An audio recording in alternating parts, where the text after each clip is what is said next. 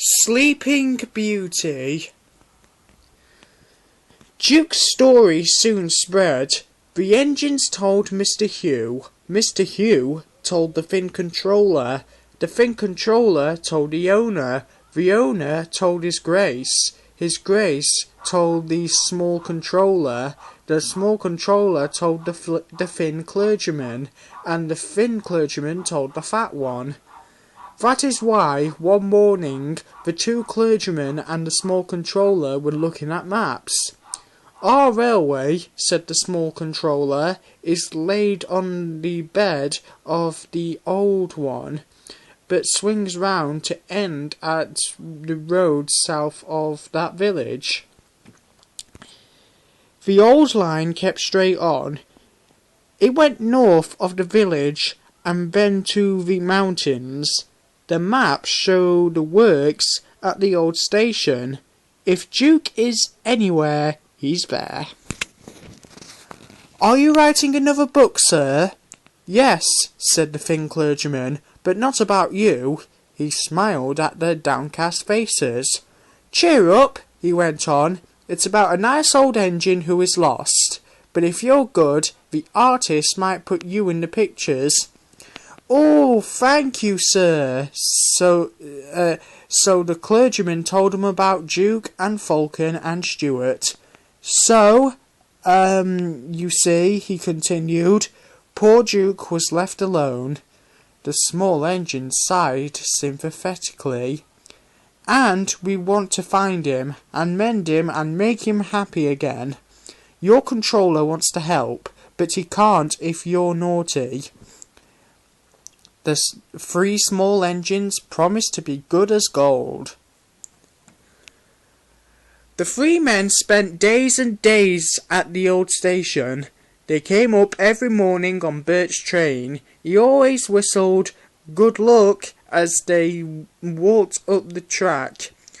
But they had nothing in the evening except scratches and torn clothes. They wouldn't give up though. "Duke's there somewhere," they said.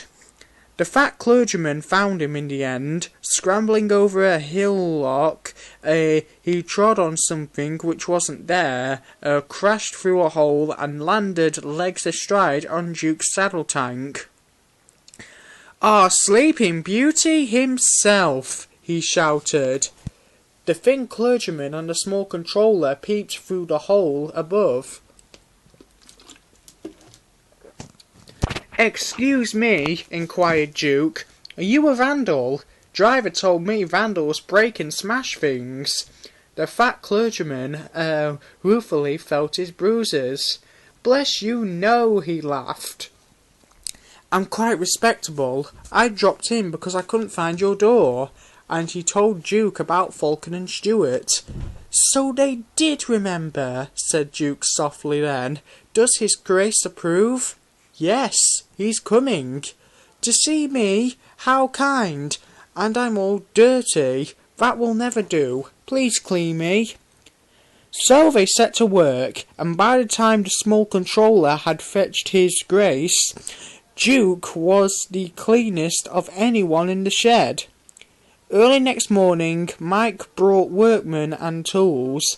They enlarged the Fat Clergyman's hole, lifted Duke out, and put him on a load loader to take him away by road. "I'd be ashamed," Duke protested, "to travel by road. It's undignified." "I'm sorry, Duke," said His Grace, "but the small railway has no suitable trucks." Duke gave in then, but so many people came out and greeted him that he felt better. "So they still remember me?" he thought happily. Donald was waiting with a flat truck.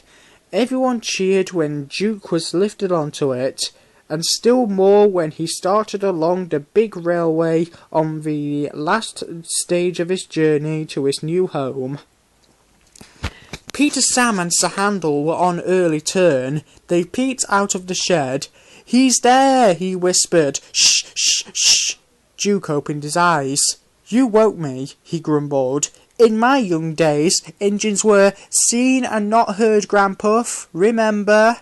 I remember, said Duke. Two idle good-for-nothings called Falcon and Stewart.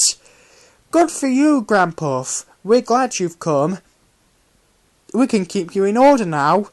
Keep me in order? Impertinence. Be off. The pair chuffed away, well content. Impertinent scallywags, murmured Duke, but his old eyes twinkled, and for the first time in years he smiled as he dozed in the sun.